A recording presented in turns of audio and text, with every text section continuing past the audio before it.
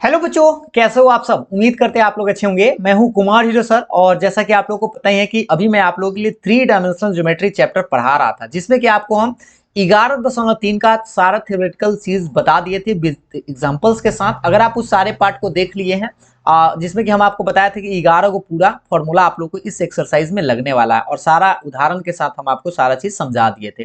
तो आज हम आपको बताएंगे 11.3 का क्वेश्चन आंसर। 1 नंबर से स्टार्ट ही करेंगे। अगर आप पहले से बना लिए हैं तो बहुत अच्छी बात है। नहीं बनाए हैं तो चलिए हम शुरू करते हैं। सवाल नंबर 1 से देखते हैं। तो सबसे पहले आप लोग एक बार लाइक शेयर जरूर कर दीजिएगा, ताकि हमें पढ़ाने में भी मजा आए और आप लोगों को समझ में तो आएगा ही आएगा। चलिए तो शुरू करते हैं आज के इस क्लास को। चलिए तो शुरू करते हैं आज के इस क्लास को। सबसे पहले हम आपको बता दें, पहला नंबर सवाल आप सभी लोग एक बार पहले पढ़ लीजिए। सवाल एक बार बढ़िया से देख लीजिए ताकि आपको कोई तरह का दिक्कत ना हो। चलिए तो शुरू करते हैं। देखिएगा, सबसे पहले हम थोड़ा सा मार्कर को चेंज कर लेते हैं ताकि आपको बेहतर दिखाई दे। ठीक है, चलिए देखिए, सबसे पहले हम आपको बता दें यहाँ पे एक सेकेंड। चलिए चलिए ब्लैक से ही देखते हैं कि सवाल आपका पहला जो आपको दिखाई दे रहा है, in each of the following cases determine the direction cosine of the normal to the plane and the distance from the origin. हम आपको बताए थे कि कोई भी प्लेन का जनरल इक्वेशन अगर आपको दिया हुआ रहे तो उससे आपको मूल बिंदु से दूरी निकालने के लिए और उसका डायरेक्शन कोसाइन यानी दिक कोसाइन निकालने के लिए, जैसे हिंदी में भी आप एक बार पढ़ लीजिए कि निम्नलिखित प्रश्नों में प्रत्येक समतल के अभिलंब की दिक कोसाइन एवं मूल बिंदु से दूरी आपको निकालना है। ठीक है, तो सबसे पहले हम आपको बता दें दूरी सूत्र निकालने के लिए सबसे पहले याद रखिए, जनरल फॉर्म जो होता है वो ऐसा होता है, X plus B Y plus C Z बराबर डी होता है। ठीक है, ये जनरल फॉर्म है। अगर इसी को नॉर्मल फॉर्म में आप कन्वर्ट करते हैं तो इसको ऐसे लिखते हैं, L X plus M Y plus N Z बराबर में पी, याद होगा। और तब हम लोग क्या बोलते हैं, एलिमेंट को डायरेक्शन कोसाइन बोलते हैं और पी को मूल बिंदु से दूरी बोलते हैं। ठीक है, तो इसको आप दो तरीका से बना सकते हैं। चाहे तो आप डायरेक्ट एलिमेंट का मान जो पहले आप पढ़े थे, A by root under B by root under C by root under करके वैसे भी निकाल सकते हैं। और पी यानी मूल बिंदु से दूरी जो है हम आपको बता दें डी बटे रूट अंडर करके भी आप निकाल सकते हैं इस तरह से। ठीक है, या उससे सबसे आसान तरीका है जो भी आप एक बार हम बना के पूरा बताते हैं। पहला सवाल पर हम आपको बताते हैं, ठीक है, कि z बराबर आपके पास 2 है। तो सबसे पहले आप करिएगा कि इसको ना आप इस फॉर्म में लिखने का प्रयास करिएगा। ठीक है, जनरल फॉर्म में। तो इसमें x नहीं है ना ही y है, तो आप ऐसे लिखिएगा 0 इंटू एक्स 0 इंटू वाई, और ये तो बेचारा z है तो z और बराबर के बाद आप 2 लिख दीजिएगा। और ऐसा लिखने से फायदा यह होगा कि आपको ये दिखाई दिया होगा कि ये जो जनरल फॉर्म आपको दिखाई दे रहा था, ये इस फॉर्म में आपको नजर आ रहा था। ठीक है, तो अब आप बताइए कि अगर इस फॉर्म में आ जाए तो आपको करना क्या है, डिवाइड कर देना है। ठीक है, डिवाइड करना है। किससे डिवाइड करना है, रूट अंडर आपको A square plus B square plus C square से डिवाइड करना है। अब भाई A square plus B square plus C square से ही काहे डिवाइड कर रहे हैं, यह भी हम आपको बताएंगे। चलिए देखिए, पहले ए का मान यहाँ पे 0 का स्क्वायर और इस जेड के साथ कुछ नहीं तो 1 है ना, तो 1 का स्क्वायर, यानी कि आप समझते हैं 1 का वर्गमूल तो हमें लगता है 1 ही आएगा। देखिए, आपको हम इसलिए डिवाइड किए रूट अंडर से क्योंकि आपको पता है A square plus B square plus C square, L का मान जब निकालते हैं तो आपको याद होगा ए बाई रूट अंडर, है ना, तो बट्टा में रूट अंडर आता है, फिर बी बाई रूट अंडर, फिर सी बाई रूट अंडर, ऐसे करके, तो इसीलिए हम रूट से भाग दे रहे हैं। जैसे ही अब एक से भाग दीजिएगा तो देखिए इसको हम भाग दे देते हैं। एक पेज ले लेते हैं। ठीक है, जैसे हम इसको भाग देंगे, जैसे अभी आप एक बार क्वेश्चन को देख लीजिए, कहां तक था क्वेश्चन, था आपका ये 0 इंटू एक्स 0 इंटू वाई और प्लस में 1 इंटू जेड करके समझ सकते हैं बराबर में 2। इसको हम किससे भाग दे रहे हैं, तो भाग दे रहे हैं 1 से। ठीक है, 1 से भाग देंगे तो कोई फर्क भी नहीं पड़ेगा, लेकिन फिलहाल आपको भाग देना है। ठीक ना, ऐसे करके 1 बाई 1 जेड बराबर 2 बटे 1। और जैसे ही आप भाग दीजिएगा तो ये जो मान आएगा वो एल एक्स हो गया, और ये जो मान है एम वाई हो गया, और ये हो गया एन जेड, और बराबर के बाद आपको ये पी नजर आएगा। ठीक है, अब यहाँ से आप छाट लीजिए, ये एल का मान यहाँ 0 बटा 1 तो 0 ही लिख देंगे, एम का मान 0 बटा 1 तो ये भी 0, एन का मान 1 बटा 1 तो 1 रहेगा। तो इस तरह से कहेंगे डायरेक्शन कोसाइन जो होगा यानी दिक कोसाइन जो होगा, एल का मान ऐसे आप 0 बटा 1 0 बटा 1 1 बटा 1, यानी कि आप डायरेक्ट ऐसे लिख दीजिए 0 0 1, ये आपका आंसर है। ठीक है, ये हो गया। अब यही मूल बिंदु से दूरी पूछ रहा था, डिस्टेंस फ्रॉम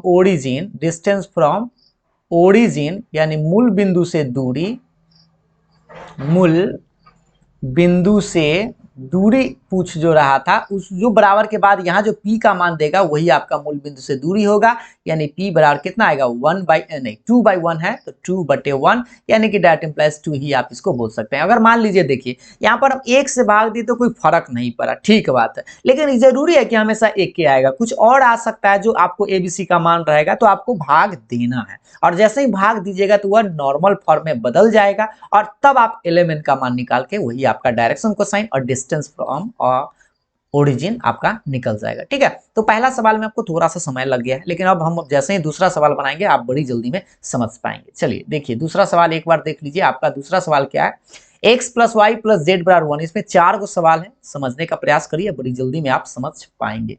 ठीक है, तो देखिए हम आपको बता दें ये है आपका दूसरा नंबर सवाल, देख लीजिए इसी का दूसरा नंबर सवाल।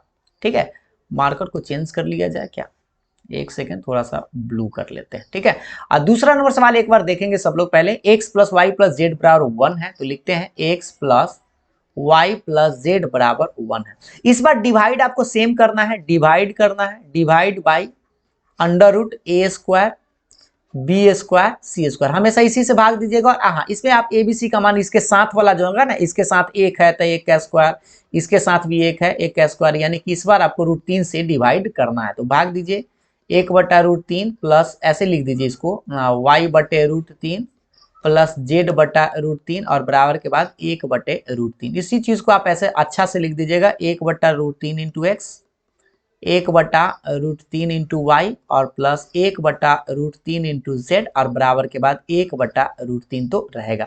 अब ये जो फॉर्म आपको नजर आ रहा है ये फॉर्म आपका बदल चुका है, ये अब हो गया है इस फॉर्म में LX My NZ अब बराबर के बाद P। ठीक है, नॉर्मल फॉर्म में ये कन्वर्ट हो चुका है। अब यहां से जो आपको मान दिखाई देगा वह डायरेक्शन कोसाइन होगा, एलिमेंट ये जो दिखाई दे रहा है तब इसका डायरेक्शन कोसाइन हो जाएगा 1/√3 और 1/√3 से। सोचिए यहाँ पर √3 आया तो कट कुट नहीं ना हुआ, तो इसका आंसर यही रह गया। वहां पर 0 1 से भाग दिए थे कोई फर्क नहीं पड़ा था, लेकिन यहाँ पर देख सकते हैं। और मूल बिंदु से दूरी यानी लिखिएगा डिस्टेंस फ्रॉम ओरिजिन, मूल बिंदु से दूरी, मूल बिंदु से दूरी कितना आएगा, दूरी बराबर हो जाएगा आपका, देख लीजिए यहाँ पे कितना है, राइट साइड में जो रहेगा 1/√3 और यही आपका आंसर है। बात समझ में आ गया होगा। तो नेक्स्ट सवाल देखिएगा, इसी का आप तीसरा नंबर सवाल पर आते हैं। देखिए 2x + 3y - z = 5, ये आपको दिखाई दे रहा है तीसरा नंबर सवाल। ये भी सवाल आप बना सकते हैं, बशर्ते कि हम फिर भी आपको बता देते हैं तीसरा इसी का 2x - y। एक बार सवाल को देख लीजिए, 2x + 3y है, 2x प्लस, एक सेकेंड, हाँ देखिएगा सवाल एक बार देख लीजिए, 2x + 3y - z है। ठीक है, 2x + 3y - z अब बराबर के बाद 5, ये आपका सवाल है। ठीक है, सवाल एक बार देख लीजिए,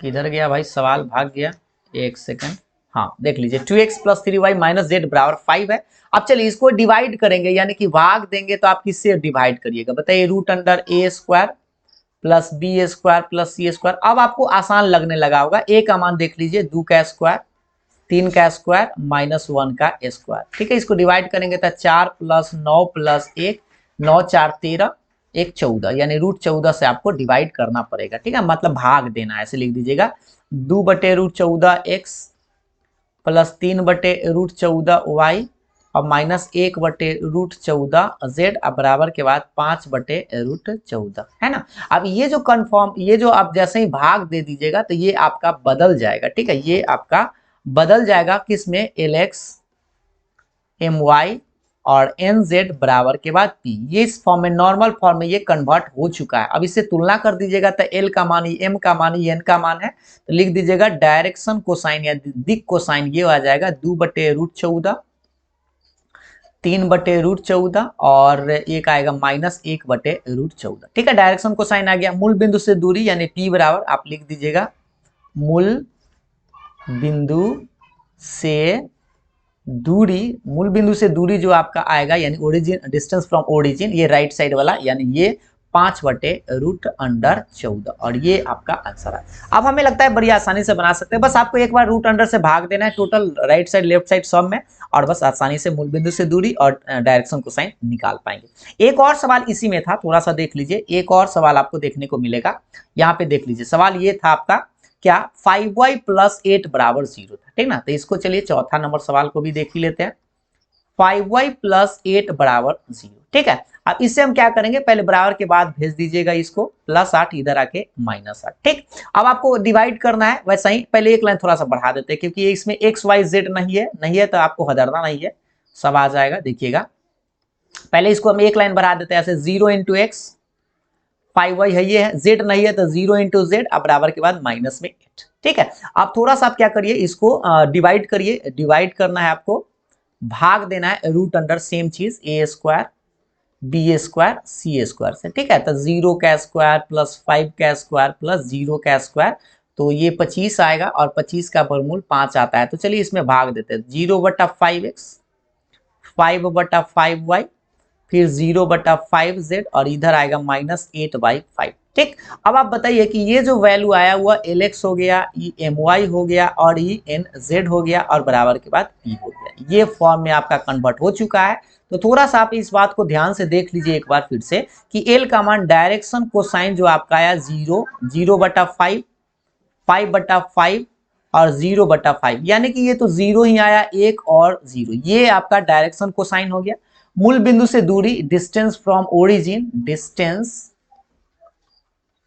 डिस्टेंस फ्रॉम ओरिजिन, मूल बिंदु से दूरी, एक सेकेंड, मूल बिंदु से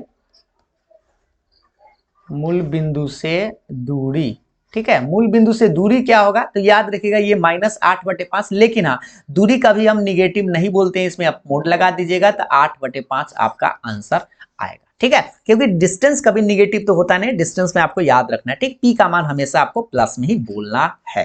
तो ये डायरेक्शन कोसाइन आसानी से निकल गया, ये मूल बिंदु से दूरी भी हो गया। तो ये सिंपल सा सवाल था जो आप लोगों को आसानी से समझ में आ गया होगा। एक सवाल देखते ही आपको लगता है कि सारा बात समझ में आ गया था। अब हम आपको बताते हैं नेक्स्ट नंबर सवाल, यानी कि सवाल नंबर दूसरा पर आते हैं। ये है आपका दूसरा नंबर सवाल, देखिएगा। Find the vector equation of a plane which is at distance of 7 units, यानी कि मूल बिंदु, डिस्टेंस फ्रॉम द ओरिजिन, मूल बिंदु से जो दूरी है वह 7 यूनिट है, ठीक है। और प्लेन का इक्वेशन आपको वेक्टर इक्वेशन पूछ रहा है, and normal to the vector आपको दिया गया, ये जो नॉर्मल टू द वेक्टर है वो भी दिया गया, और यूनिट वेक्टर जो मूल बिंदु से दूरी है वो दे दिया गया। तो हम आपको बताया थे कि कभी प्लेन में आपको पहला चीज ये जो पढ़ाया गया था जनरल फॉर्म के बाद नॉर्मल फॉर्म में, हम आपको ऐसा कुछ करके पिक्चर उक्चर बना के बताते कि ये जो दूरी है, इससे ये जो हम आपको दूरी निकालते थे ये नॉर्मल फॉर्म में, तो उसमें क्या था, यहाँ से मूल बिंदु से दूरी था p और ये वेक्टर n होता है। इसका इक्वेशन आपको हम याद दिला दे, वेक्टर फॉर्म में प्लेन का इक्वेशन कैसा होता है, equation of plane in normal form में आपका प्लेन का इक्वेशन क्या होता है, अभिलंब रूप में तल या समतल का समीकरण, ठीक है। तल कहिए चाहे समतल कहिए, एक ही चीज है। आप याद कीजिए इसका क्या इक्वेशन होता था, थोड़ा सा आप याद कर लीजिए कि आपको बताया था वेक्टर r.n बराबर में p, ऐसे मूल बिंदु से दूरी, ये होता है फॉर्मूला जिसको हम समीकरण 1 मान लिए। लेकिन यहां पर सोचिए कि आपको दिया क्या गया है, गिवन जो आपको दिया गया था उसको पहले पकड़ते हैं। तो यहाँ पर d के मान यानी मूल बिंदु से दूरी जो है वो दे दिया गया, यानी p का मान आपको 7 यूनिट्स कहा दिया गया, ठीक है। और यहाँ पे वेक्टर n होता है फॉर्मूला में, लेकिन वेक्टर n जो है आपको यहाँ पे दे दिया गया, ये जो है आपको लंबवत सदिश जो है ये है 3i + 5j माइनस में 6k, ठीक है। ये तो ये n वेक्टर दिया है, लेकिन ये इस फॉर्मूला नॉर्मल फॉर्म में लगाने के लिए आपको n की जरूरत होता है। तो n निकालने के लिए आप इसका मोड पहले निकाल दीजिए, तो रूट अंडर ऐसे निकाल दीजिएगा, 3 के स्क्वायर 5 के स्क्वायर माइनस 6 का स्क्वायर, बताइए कितना आएगा, 9 + 25 + 36 और इस सबको जोड़ दीजिए, 9 × 5 = 14 आ जाएगा, या ऐसे जोड़ दीजिए, 6 × 5 = 11 और 9 = 20, है ना। इस तरह से जोड़ देते हैं, 20 हासिल 2 और 3 दू 5 और 1 20 5 अदू 7 70 आ जाएगा क्या, रूट 70 आएगा। तो रूट 70 तो निकलेगा नहीं, तो छोड़ दीजिए। अब आप क्या करिए कि यूनिट वेक्टर निकाल दीजिए। तो एन कैप बराबर आपको पता है वेक्टर एन बटा मोड ऑफ वेक्टर एन, ऐसे, ठीक है। तो ऊपर में तो जो आपके पास वेक्टर है वही रहेगा, 3i cap plus 5j cap minus में 6k कैप और बटा में रूट 70। तो इससे आपका एन कैप का मान निकल गया, ठीक है। यूनिट वेक्टर निकालना है, यूनिट वेक्टर मतलब आपको उसे भाग दे देना, ठीक है, मोड निकाल के, और तब जाकर आपको इसमें बैठा देना है। तो चलिए इसमें बैठा देते हैं। तो रिक्वायर्ड प्लेन क्या हो जाएगा, वेक्टर आर, एक सेकेंड, क्या हो गया भाई, vector R dot N cap का मान अभी हम निकाल के लाए हैं। कितना निकाल के लाए हैं, 3i cap plus 5j cap minus में 6k कैप और बटा में रूट 70। अब बराबर के बाद देख लीजिए, पी मतलब मूल बिंदु से दूरी 7 दे लें, तो 7 ये आपका आंसर है। इसको थोड़ा सा सुधार देते हैं, ये जो खिचड़ी पक गया हमारे, हाँ आप देखिए, अब आप देख सकते हैं ये वेक्टर आर जो है, ठीक है, ये आपका आंसर आ गया। बस इतना ही फॉर्म में आपको छोड़ देना है, कोई दिक्कत नहीं है, इसको आगे बढ़ाने की जरूरत नहीं। एक बार फिर से हम इस बात को समझा देते हैं कि क्वेश्चन क्या कर रहा था। उस समतल के सदिश समीकरण निकालना था जो मूल बिंदु से दूरी दे ले था, यानी पी का मान दिए हुए था, और ये नॉर्मल वेक्टर भी, यूनिट तो है नहीं, तो यहाँ पर वेक्टर एन दिए हुए था, पी दिए हुए, तो पहले हम इसको यूनिट वेक्टर में कन्वर्ट कर दिए, उसके मोड निकाल के, और तब जाकर इसमें हम फॉर्मूला में बैठा दिए जो आपको फॉर्मूला था उसमें, ठीक है। बस सिंपल सा बात था, बस आपको थोड़ा सा बेस जो हम आपको पार्ट 1 पार्ट 2 ये सब करके बताए हैं जो प्लेन में, उसको जरूर आप लोग देखिएगा, ठीक है। चलिए तो नेक्स्ट सवाल देखिएगा। अगला सवाल जो आप लोग का है, तीसरा नंबर सवाल देखेंगे। करा निम्नलिखित समतलों का कार्तीय समीकरण ज्ञात कीजिए। कार्तीय समीकरण कहने का मतलब आपको क्या करना है, फाइंड द कार्टेशियन इक्वेशन बताना है। कार्टेशियन इक्वेशन बताना ऑफ द फॉलोइंग प्लेन्स, यानी ये वेक्टर फॉर्म में लिखल है, इसको कार्तीय रूप में बदलना है। ये बड़ा सस्ता है, देखिएगा ध्यान से। पहले हम इसको थोड़ा सा चेंज कर लेते हैं, ब्लैक ही ठीक था। पहला सवाल बनाते हैं। पहला सवाल मतलब कि यहाँ देख लीजिए, वेक्टर आर डॉट क्या है, आई प्लस जे माइनस के अब बराबर के बाद 2, ये वेक्टर फॉर्म है। जैसे ही आपको कार्तीय रूप में बदलने के लिए कहा है, तो आप कभी पढ़े होंगे कि वेक्टर आर जो है वो पोजीशन वेक्टर है पी पॉइंट का, ठीक है। तो इसको हम लोग ऐसे लिखते हैं, एक्स आई कैप प्लस वाई जे कैप प्लस जेड के कैप, एक लाइन यहाँ पे। तो आप वेक्टर आर की जगह पर आपको बस ये बैठा देना है, क्या, एक्स आई कैप वाई जे कैप और जेड के कैप, ठीक है। यहाँ पे वेक्टर आर, और ये डॉट आप छोड़ दीजिएगा, जैसे है वैसा ही आप रख दीजिएगा, और बराबर के बाद 2 रहेगा। अब आप बताइए कि आपको पता है डॉट प्रोडक्ट तो आप बहुत सीखे होंगे, आई में आई से, जे में जे से, के में के से गुना करिए। एक्स गुने, देखिए यहाँ पे 1 है आई के साथ 1, प्लस वाई गुने 1 प्लस जेड गुने यहाँ पे माइनस है तो -1 बराबर में 2। आपका फाइनल आंसर आ जाएगा X plus Y plus minus में जेड बराबर 2। ये आपका आंसर है, यही आपका कार्तीय रूप में आंसर आ गया। लेकिन आप सोचिए कि आपको इतना करना, एक लाइन आप शॉर्टकट में हम आपको आंसर निकालने का तरीका बताते हैं। देखिए इससे डायरेक्ट आंसर निकलेगा, बस आपको करना क्या, ध्यान से देखिएगा। ये वेक्टर आर छोड़ देना, यहाँ आई जे के है ना, वहां पर आपको एक्स लिख देना, एक्स वाई जेड बराबर 2, ये आंसर हो गया। देखिए उतना ही आंसर आया इस फॉर्म में भी। आप बदल के बताइए, या सीधा सीधा याद रखिएगा, आई जे के की जगह एक्स वाई जेड आपको लिख देना। दूसरा समतल है ये, देखिए इसका शॉर्टकट आप बनाने का प्रयास करिए। देखिए इसका अगर आंसर आप निकालिएगा तो इसका आंसर आएगा 2x plus 3y minus 4z बराबर 1। कैसे आएगा, सेम वेक्टर आर का मान रखें। चलिए हम आपको एक और सिखा देते हैं रख के, ताकि आपको दिक्कत ना हो, ठीक ना। जैसे देख लीजिए यहाँ पर क्या है, वेक्टर आर डॉट है, ठीक है, वेक्टर दूसरा सवाल है, वेक्टर आर डॉट क्या है, 2i cap plus 3j cap और माइनस में 4k कैप, ठीक है, माइनस में 4k कैप, और बराबर के बाद भाई क्या है, तो बराबर के बाद 1 है, ठीक ना, ये 1 है। अब इसको डिटेल्स में बनाते हैं। तो वेक्टर आर का मान आपको हमेशा वही रखना है, एक्स आई कैप प्लस वाई जे कैप प्लस जेड के कैप, क्योंकि ये पोजीशन वेक्टर है पॉइंट पी का, और ये आपको 10 के 10 रह जाएगा। और आपको एक बार बस क्या करना है, डॉट गुना कर देना है। तो आपको पता ही है डॉट गुना कैसे होता है, आई में आई से, जे में जे से, के में के से, एक्स गुना 2 और y गुने 3 और z गुने -4 अब बराबर के बाद 1। अब आप इसको गुना कर दीजिए तो 2x plus 3y minus 4z बराबर 1। देखिए इतना ही आंसर आया। अब यहाँ से हम शॉर्टकट थोड़ा बता दिए थे, 2x plus 3y minus 4z बराबर 1। देख लीजिए एक बार, 2x plus 3y minus 4z बराबर 1, ऐसे। तो बस करना क्या है, ट्रिक से आप जल्दी में x y z i j k j के जगह यहाँ पे ऐसे लिख दीजिएगा। एक बार देख लीजिए थोड़ा सा बढ़िया से भी।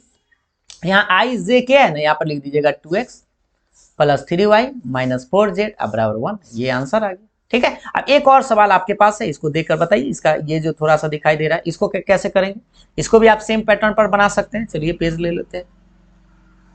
देखिए सवाल को देख लीजिए पहले एक बार। सवाल देखिए, सी नंबर सवाल है, वेक्टर आर डॉट, सवाल देखिए, एस माइनस 2t आई है, ठीक ना, एस माइनस 2t और आई प्लस 3 माइनस टी जे, 3 माइनस टी और जे कैप प्लस फिर क्या है 2s प्लस टी और के, 2s plus T, 2s plus T और के, और बराबर के बाद भी कुछ है देख लीजिए अब 15।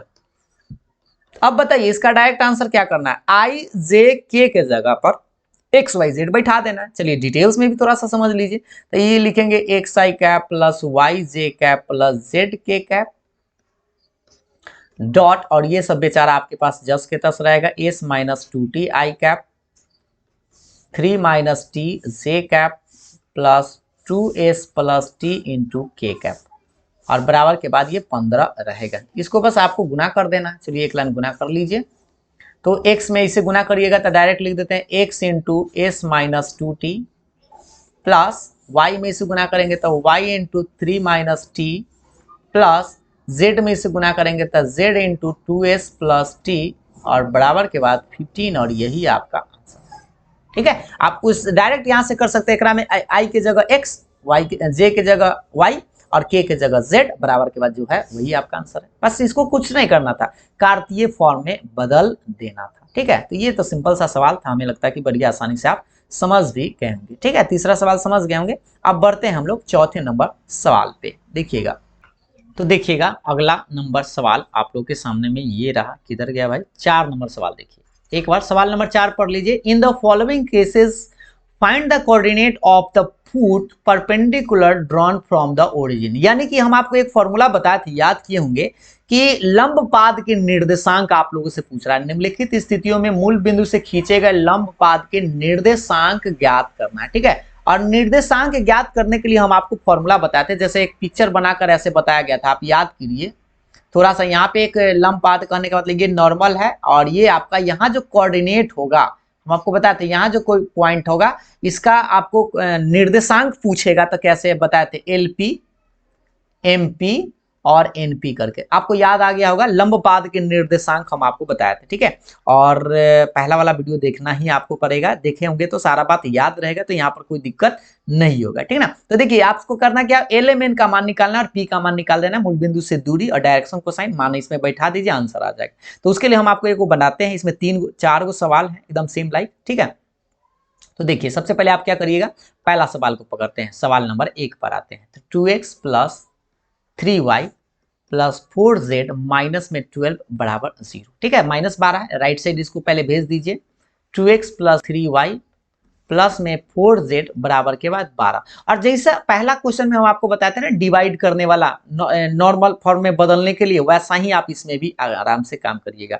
डिवाइड करना है a square B square C square से। ठीक है, डिवाइड करिए तो 2 के स्क्वायर, 3 देख रहे हैं ना, यहाँ ए बी ये जो आएगा वही का मान आपको डिवाइड करना है। तो कितना आएगा भाई, 4 प्लस 9 प्लस 16, 16 4 20 और 9 29, यानी 29 से आपको डिवाइड करना है। चलिए आपको डिवाइड करते हैं इसमें। तो देखिए ये आ जाएगा 2/√29 x, 3/√29 y और 4/√29 z, और बराबर के बाद 12/√29। ठीक है, और जैसे ही आप इसको भाग दे देते हैं ना, तो ये जो है फॉर्म में बदल जाता है, LX MY NZ अब बराबर के बाद P, जैसा कि हम पहला क्वेश्चन आपको बताए थे नॉर्मल फॉर्म में बदलने का।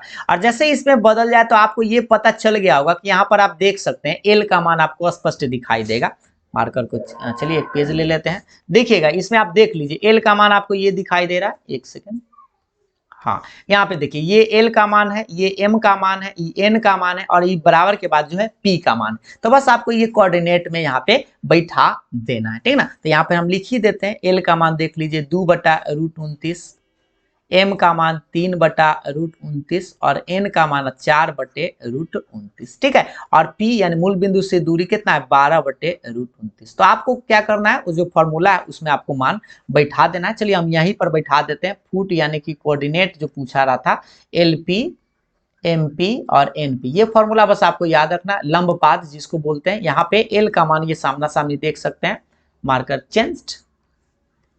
देखिए इस चीज को पहले एक सेकंड इसको हटा देते हैं। हाँ देखिए L का मान कितना है 2/√29 गुना, आपको P के साथ गुना करना है, यानी 12/√29 से सब में गुना करना है, 12/√29 कॉमा M का मान देख लीजिए 3/√29 गुना 12/√29 कॉमा N का मान यहाँ देखिए 4/√29, 4/√29 गुने 12/√29। अभी सबको गुना उना करके लिख दीजिए। 12 दूनी 24/29 में √29 से तो सीधा सीधा 29, और 12 तिया 36 और √29 से तो रूट हट जाएगा, और 12 चौक 48 बटा रूट तो हटिए जाएगा, रूट तो हट ही जाएगा, तो रूट आपको लिखना तो है नहीं, बटा में सीधा सीधा आप 29 लिख दीजिएगा। ये आपका कोऑर्डिनेट हो गया, ठीक है। बात समझ में आ गया है।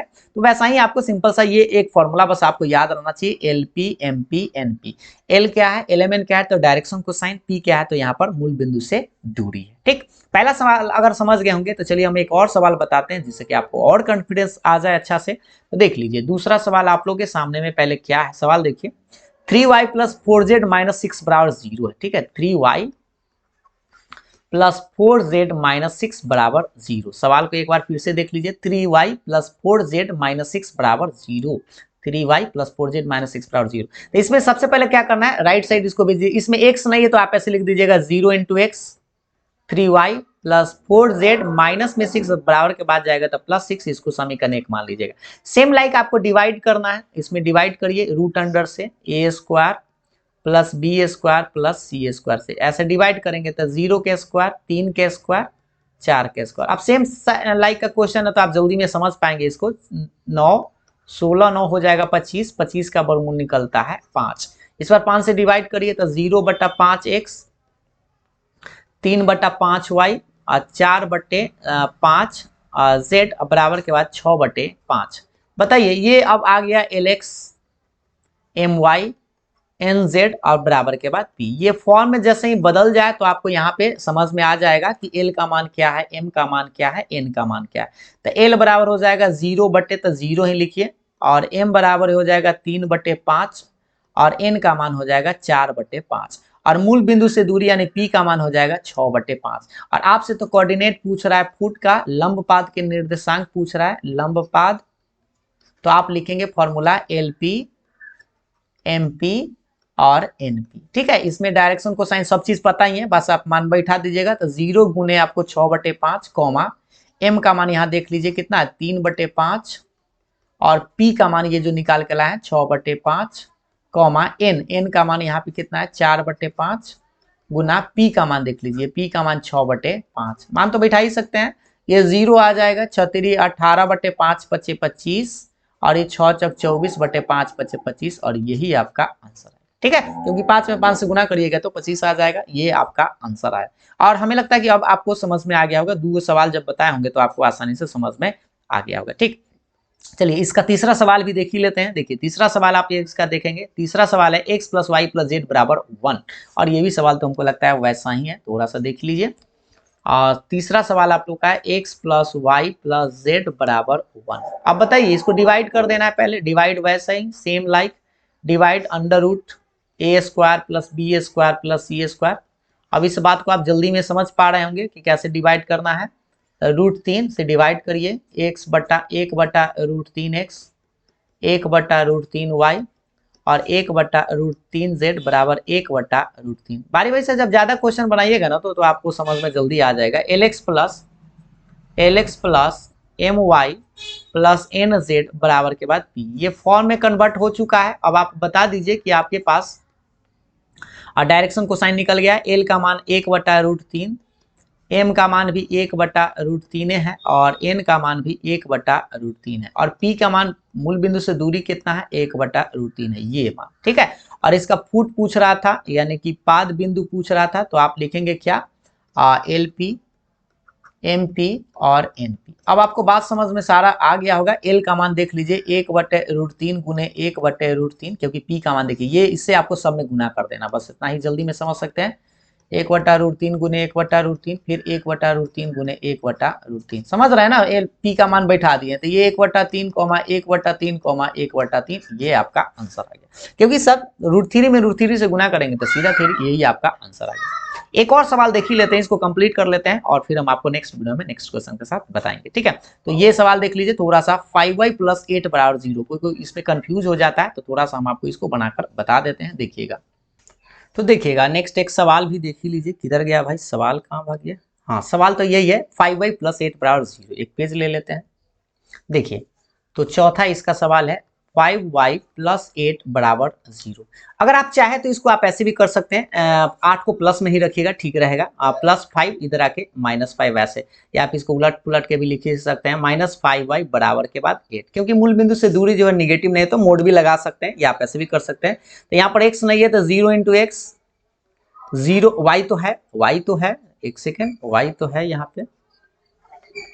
y वाला भाई क्या है, तो y वाला देख लीजिए माइनस में 5y है, z वाला नहीं है तो 0 × z लिख दीजिएगा, बराबर के बाद 8 रहेगा।